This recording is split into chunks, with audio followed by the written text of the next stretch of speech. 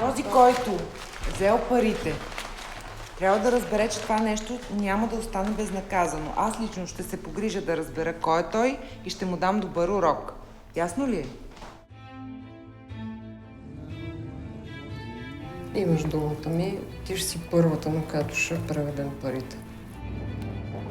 Много ми е неудобно, ама ще ми дадеш 2 лева на заем. Значи, банката е направила изискуем кредита на господина и е обявила имота на търг. Кажи ми да или не, внасял ли си или не си внасял? Въпреки, че искам да се разберем като нормални хора. До края на работното време да ми пуснете един превоз с тия пари, че утре е търга. Има такса банково обслужване. Ами аз съм в цайкнот.